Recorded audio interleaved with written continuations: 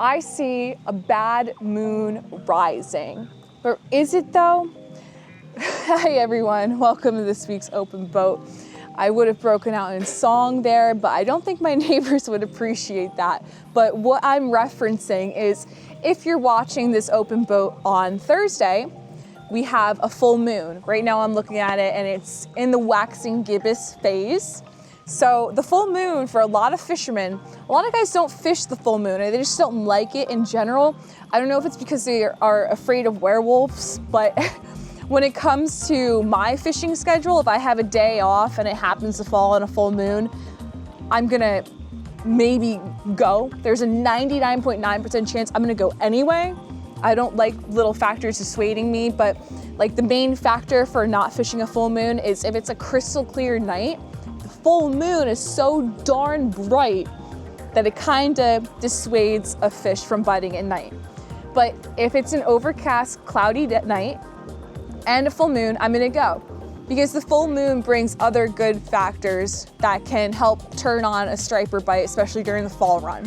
Starting off with stronger currents. A moon tide can create strong, ripping, increased current, and it makes the stripers feed more actively. And even during the day too. One of the big things when you have a full moon coming up, you have the best fishing 3 days before that full moon and 3 days after the full moon. So if you're watching this on Thursday, go out and fish after the video. And if you're still watching it on Sunday when it airs solo, you still have a chance to catch some good fish, so go out anyway. But going back to the factors that create a good full moon bite, you have deeper water. Moon tides with high tide usually increase. So the incoming tide can cover ground that isn't usually covered by a normal incoming tide. The moon, you know, with science and everything, the moon increases everything. You know, a sad factor to it to reflect on is when we had Hurricane Sandy. We had a super moon during that time and that just made everything 10 times worse. But going back to it on fishing terms, it can make things better because it's pushing in water where it usually doesn't reach. So that gives more real estate, like in a trough, for bait fish to flow in and for the stripers to give chase. And of course, the moons create bigger tides and lots of moving water that can churn up the bottom and make bait come up and disorient the bait. And of course, stripers are ambush predators. So it can really turn on a bite quite quickly. And then during the low tide for these full moon fishing phases, they can concentrate bait into smaller channels if you're flats fishing. So the stripers will know to go to these areas and search out the bait during low tide. So if you're back bay fishing on the flats and stuff and you find smaller pools in the channels and everything, try fishing that too, because you might get some stripers that are hanging out back there waiting to ambush some bait. So there's the great debate of fishing a moon tide, specifically a full moon, and why not give it a shot tonight? Try to fish tonight since you have a full moon, giving whatever conditions you have, give it a shot. Fish tomorrow morning too, and the next day, and the day after that.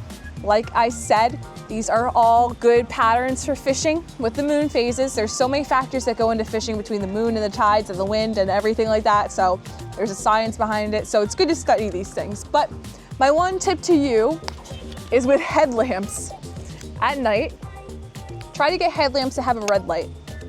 So this one, which literally just popped off of the headband, we'll include that. We're not gonna cut that like a blooper. So this one, immediately when it turns on, see how blinding that is? That sucks for fishing. That's kind of like the moon. So what I'm doing here with my hand is I'm just covering it. I naturally do that when I put it on my head to go to the red light. See how much better that is? It's not even that bad.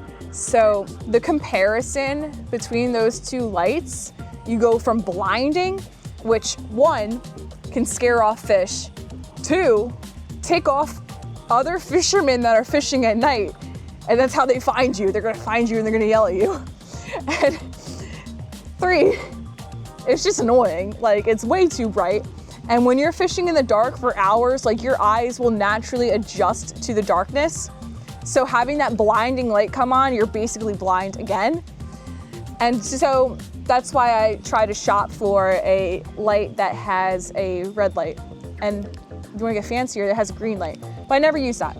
I always have it on the red light. Like I said, I will literally cup my hand like this. I mean, that's my hand covered. That's really bright. Like, and then compared to the red, much better. So always use a red light at night. Never use the regular LED light because you're going to screw everything up. The fishing, the people around you fishing, and your eyeballs. So hopefully the full moon and this October season gives you a lot of treats and not a lot of tricks. And I'll see you guys on next week's Open Boat. Best of luck.